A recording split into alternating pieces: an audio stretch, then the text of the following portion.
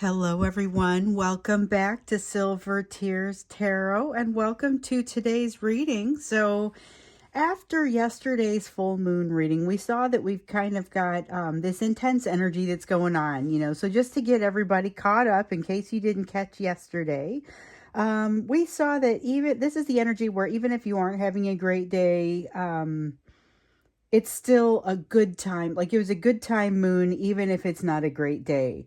You're maybe a little bit more blessed with the opportunity to deal with everything, maybe a little bit more effectively. And there was this sense of like an ability to feel like you were slowing down time a little bit to be able to address it. So remember, you do have a tower that is wanting to fall, and in some cases starting to fall for some of you. And although that creates a significant impact to your life, particularly an emotional impact, it's not likely to be a bad time. So I've heard some readers refer to it as there are good towers and bad towers, and I would say it's not so much that this is good or bad. It's more the way that the energy that you're going to bring to it makes it a better time, makes it a better experience. Because you remember how those lessons we saw coming up are supposed to be more fun than that last batch that you learned there with your person. So that's what we're going to dig into. Soulmate lessons coming your way. It will be a general reading for this collective. So, as I like to say, it won't resonate with everybody and it shouldn't resonate with everybody. But if it does resonate with you, then think about maybe subscribing, checking out some of the other readings, because they're all very much connected. All very much connected. I'm trying to decide which one I want to use as my main deck. I think we'll go with the main deck here, and this will be my clarifier. Okay, so we're going to start out with, let's look at the energy that's happening between the two of you right now, because I feel like that's going to be the most important lesson, or for the most important question for us to ask. Hermit in reverse. There is some search for wisdom that should be underway but is not. Feels a little bit like that quest for the Nine of Cups, or maybe it's related to that quest for the Nine of Cups that both of you are supposed to be on. The Eight of Cups signifies the search for the Nine of Cups. And then, of course, the Ten of Cups is what do you do? How are you going to respond when you come across it? And those are kind of different lessons that have been being doled out to you and your person. And so, of course, we're looking more at some of the lessons today. These are general soulmate lessons, but most of them are going to be associated with you and this divine masculine. So you guys are coming to the end of a cycle. We've been seeing the end of cycle for them here recently. Saw it coming for you earlier. And remember, there's more than one cycle. So you may know exactly what that refers to. It has a feeling that it's going to be very personal for each of you. So the cycle that comes to an end for you is not necessarily the same cycle coming to the end for your person. So just something to also take into consideration. Okay, and we have the Knight of Pentacles, but that Knight of Pentacles is coming in the reverse. So something about the forward movement between you has hit a snag, is what it feels like in this energy. Feels like you're kind of, there's a loss of momentum, kind of like when you're going around something in gymnastics, when you see the gymnast swing around the bar, the momentum toward the top of the swing is very different from the momentum as the gymnast is coming down and then, going back up. So this is like the momentum at the top of the swing where there's potential for something different to happen here.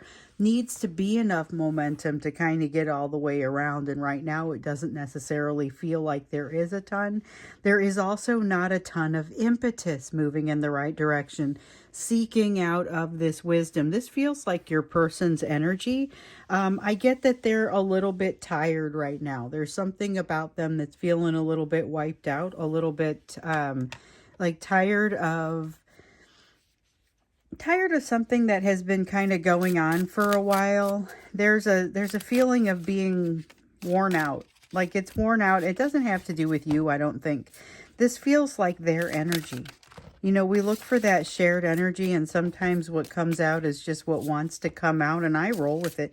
But it feels very much like this is their energy. We'll see if something different that maybe is for you wants to come through. But this is pretty central right now. The fact that there's this feeling of just a tiredness, and not that you don't also feel tired, but it can be very challenging when you feel like you're not moving anywhere or you're not moving in the direction where you need to be.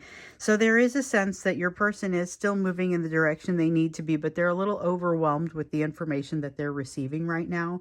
They don't exactly know how to perceive it, don't quite know how to take it in. So with the High Priestess in the reverse, this is secrets that have essentially been given to them or let go to them, but they don't know how to interpret them. So essentially they're more or less just still secrets.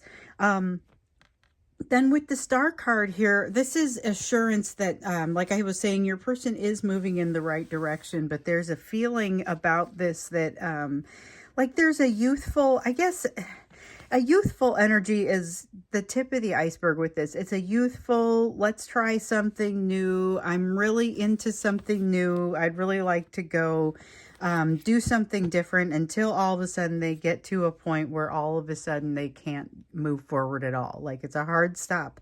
This is the energy of the person who reaches out, makes communication. So pages are cards of communication. And this is a passionate communication. It's potentially a drunk text, you know. It's kind of a passionate communication that almost immediately hits a wall with this Queen of Cups. So the Queen of Cups is that triggering sense. It's the feeling of being triggered. This is something that we've seen from your person now a couple of times where and by a couple of times, I mean, in some form, we've been watching it come out for quite some time where they are wanting to reach out, but they do so in an unhealed fashion. It ends up being like a drunk text or a really brief communication somehow that kind of doesn't leave you in a very positive place. So we were seeing that in yesterday's reading too, and I can't remember if it was the extended, might have been the extended, where we were talking about kind of the tone of that, not necessarily being super productive. So it's like you have to be prepared for it in the event that it's not particularly productive, to be able to bounce back from that. Because there's something here where there's a desire not to make a change in something, because it's like they think some sort of salvation is coming, some sort of something is going to save them that has not yet done so. But the thing is, like they kind of are making this assumption. It's like they're not looking forward. They're making some assumption that something is going to save them, but they've not done any planning in this energy.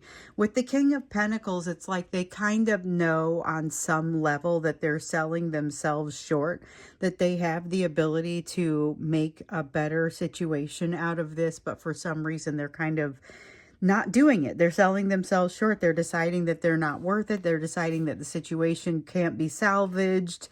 And there's a feeling of not making a change as a result of that. So this is energy that starts to hit home a little bit more and feel a little bit more associated with your relationship. So I'm interested to see, because this is like the mood of the energy. It's not even necessarily the mood that they're in, but they are in a very run down sort of place where they're willing to give up on some things.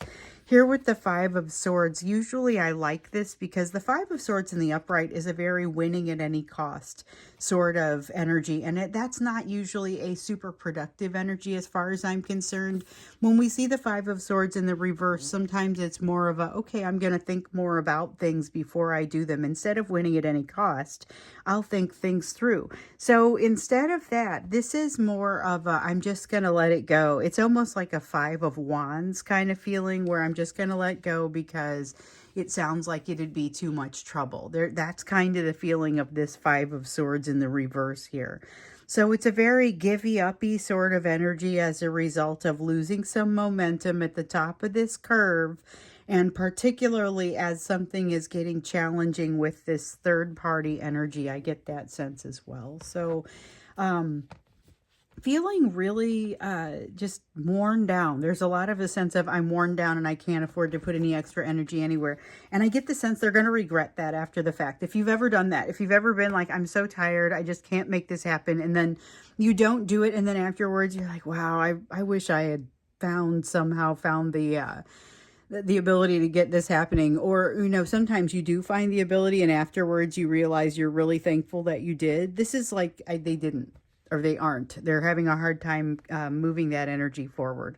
So let's look a little bit more into these soulmate lessons, because I feel like waiting, temperance, patience, all words that I think people don't especially love to hear, whether it's this collective or any other. I feel like that's one of the lessons that's already starting to come in here, is that things are moving relatively slowly, and so are the lessons. We have the Ace of Cups, though. Here's the thing. Underneath all of this is this incredible amount of love that's grown here, that's built here, that you're continuing to move in this incredibly loving and productive direction with the star. You've got the star here, star over here. People are moving in the direction they're supposed to be, but sometimes that's really confusing. Understanding what that's supposed to look like or how it's supposed to feel, it's just not always super clear what to expect as you're moving into that star energy, because the star is about destiny. It's about hope. It's about dreams. It's about things that aren't necessarily done being fulfilled. And here there's a lot of things that are crossing you. So I seldom talk about in our readings what is crossing you, but what I will say here is you've got a lot of things that are creating a challenge and getting in the way of this love. There's not much in the way of you and destiny. I mean, it's just incredibly slow. And again, it's with the lesson of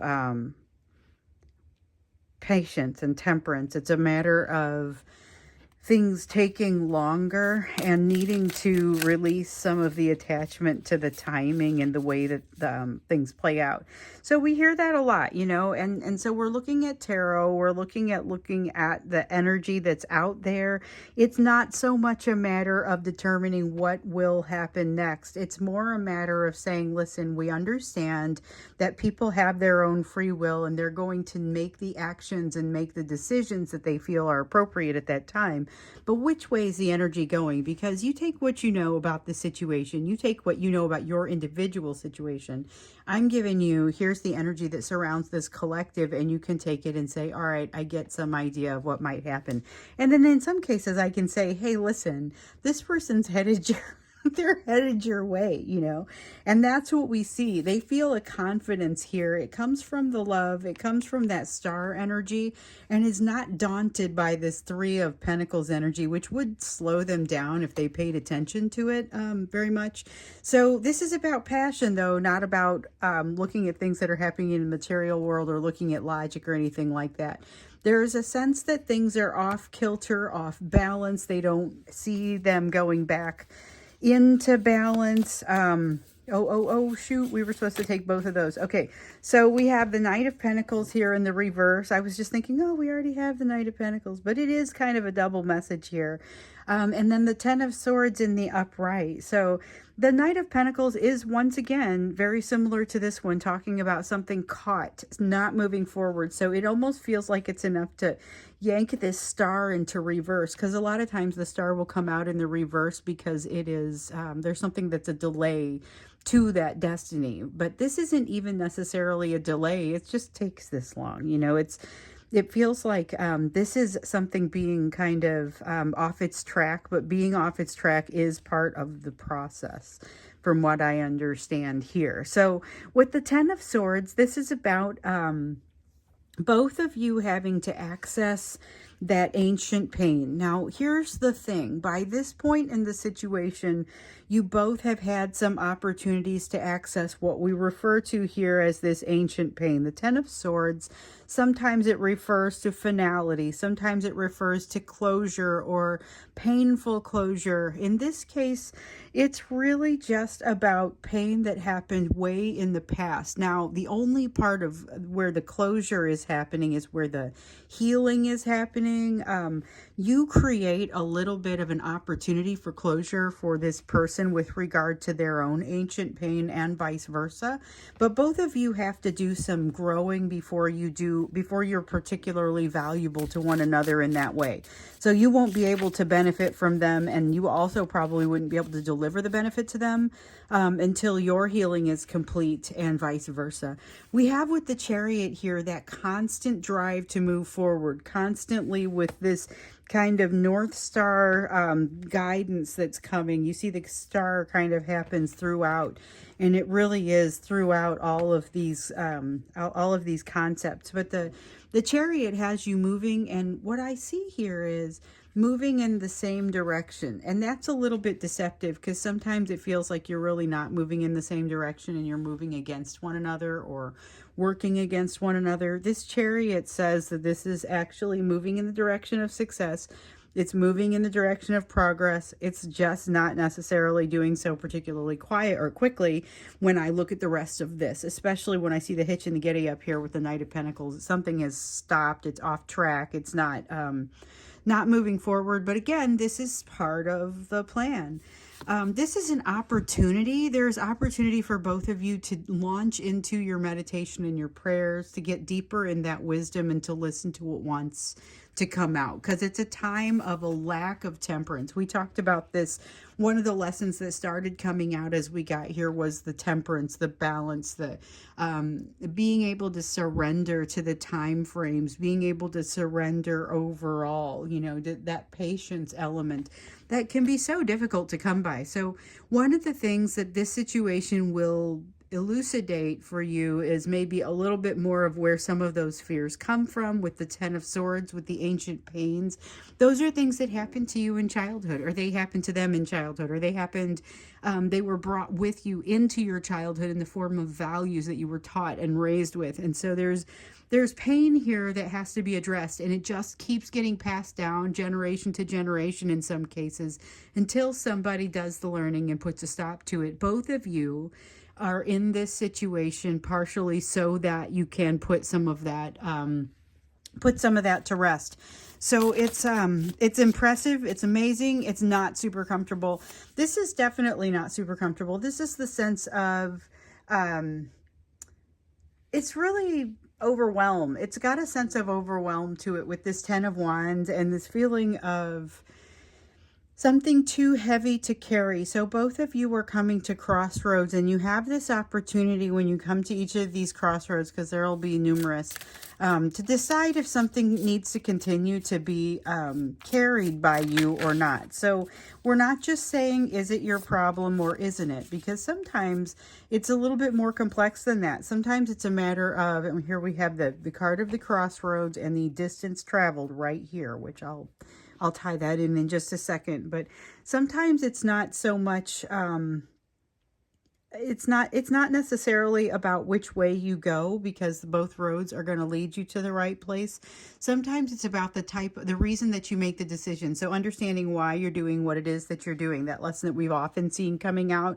I feel it coming out again here. And with the Ten of Wands, it's about each time you come to one of these crossroads, you have to decide, should I be making the decision to continue carrying this responsibility, or shouldn't I? So whether something is your problem has to do with not just whether it is your responsibility, but also whether it is something that you are deeply impacted by or that you care about. And so sometimes you look at the mix of those things and you determine that you're going to continue carrying something even though you don't necessarily influence the outcome.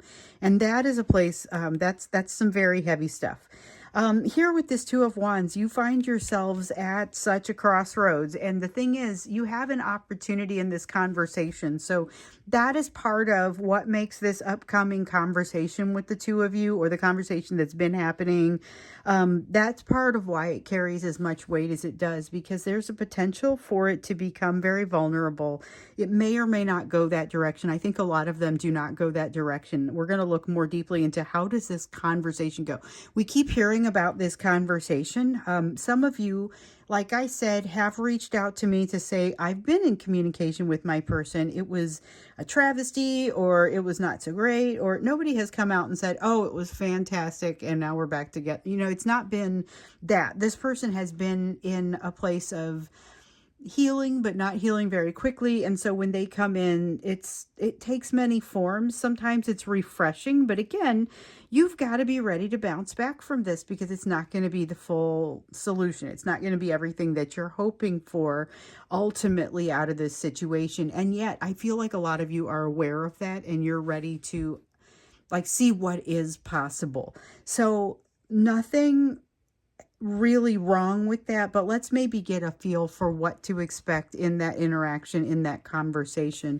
What is possible, because there is some reconciliation possible. It's just not probable in a lot of these cases, because it's more prone toward misunderstanding, some fear that's happening on their side.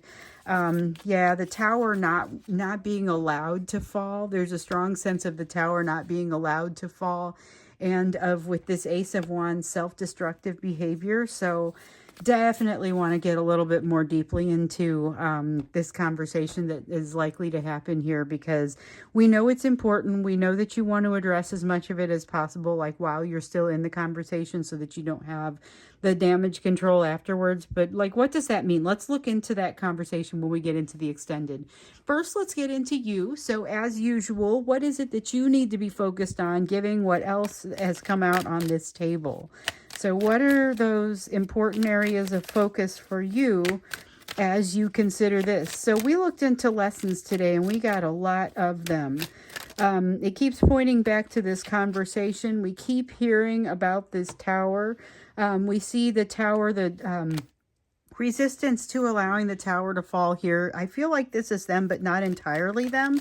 So this is, remember, a tower that kind of changes the scenery for you, but you enjoy this experience a lot more. You're totally ready for this. You're ready for this in a way that you won't realize until you are doing it. That is one of the feelings that I get from this. You're going to get in there and say, oh my goodness, why didn't I do this sooner? Don't worry though, because sooner would not have been better. Just so you know, it feels like a perfect fit, because it is a perfect fit. This is a place for you to invest. You have an opportunity right in front of you right now, you guys. Opportunity right in front of you. If your person is reaching out, it could be part of this opportunity. That could get tricky. But keep in mind that there is an opportunity right in front of you. You are ready for it. This is a turning point, should you choose to take it. Now, you will be presented with more than one such opportunity, and if you miss today because you're sick or whatever, don't worry about it, because it's not like that. This is an opportunity that is here for you should you wish to take it, but this is a prime time for you to take it, still with that moon energy, with wanting to start something new, try something new, have a good time while the tower falls. It is generally a positive experience. We have the Knight of Swords here in the reverse though. So there's going to be this isn't necessarily fear as much as you have all of the potential in the world, but not necessarily all the motivation. So you might be noticing a little bit of a lack in your motivation, or reasons that you might make excuses not to go to something. It's going to be better than you expect. So with the Four of Cups here, one of the things that kind of wants to come in is surprise that is greater than expected, healing that is greater than expected. Five of Pentacles, you're farther along than you think in some regard with regard to your healing. And I think it's around the big three, because it's got that same feeling that the Five of Pentacles often gets in this collective. So the big three being, and I say it every time because I know there are new people coming in that are like, what are the big three? Because I made it up, right? So it's the fear of betrayal, of rejection, of abandonment. Those, I call them the big three because they come through on the Five of Pentacles, primarily on the Five of Pentacles. They come in some other places too, but they come in so frequently that it's become a hallmark of the overlap of lessons between you and your person. We've got this Five of Wands here in the reverse. Definitely a need to go with the flow, but there's going to be a time when you need to flip a switch and go with the flow, essentially. You're going to realize, hold on, I'm pushing against something and it's not productive for me to do so. So you're going to come off of that. You have the Mother Star in the reverse. I feel like this is related to this Five of Wands. So you're going to be getting resistance in some place and be looking at it and saying, why in the world am I getting such resistance here? Just rest assured that it's go with the flow, do what makes sense. There's more to this. It's not necessarily the fact that your hands are actually tied. It is other factors that are kind of pushing their way in, I guess, to the situation. You have a Page of Swords here coming out in the reverse, amplifying the Knight of Swords feeling. That was once again not necessarily a fear, but a lack of motivation. It's going to expose something that continues to be devil energy for you, within you, something that you need to address. It's not going to be front and center. So it's not so much, hey, you've got something that you need to address and now it's about to change your life. It's you get like caught up in something, and in the process you notice, hey, I'm still doing this. You know, it's not a front and center sort of thing. So that's part of why you haven't resolved it, because it's not necessarily creating a problem.